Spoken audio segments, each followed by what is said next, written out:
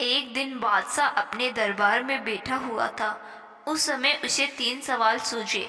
उसने उन सवालों को अपने दरबारियों को बताया और उनसे उन सवालों के जवाब पूछे।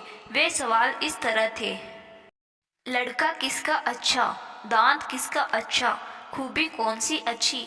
सारे दरबारी इस पर विचार करने लगे। आपस में सलाह मशवरा करने के बाद बादशाह का आला अफसर उठ खड़ा हुआ और बादशाह के सवालों के जवाब देने लगा।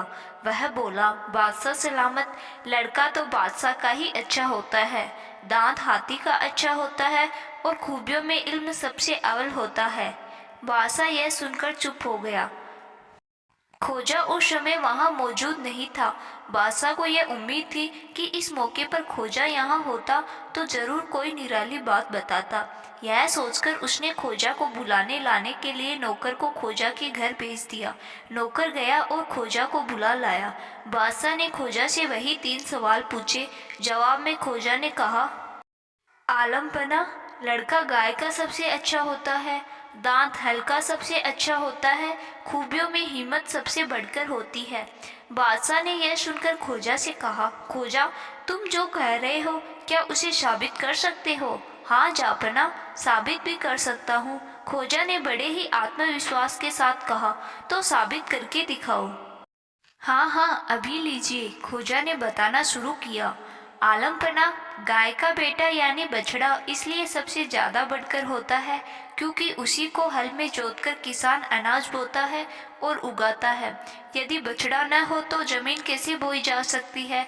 यदि जमीन न बोई गई तो अनाज कैसे पैदा हो सकता है? अन्न से ही तो हमारा जीवन चलता है। उसके गोबर से ही तो खाद बनती है जिससे किसान की पैदावार भी बढ़ती है।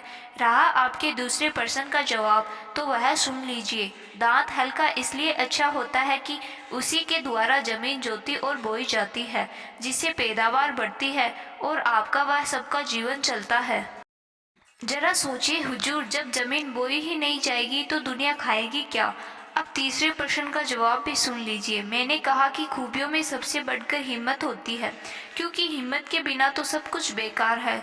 जो बहुत बहादुर होते हैं किंतु उनमें हिम्मत नहीं है तो वह कुछ भी नहीं कर सकता। इसलिए हर इंसान में हिम्मत होनी चाहिए, तभी कोई सिद्ध हो सकता है।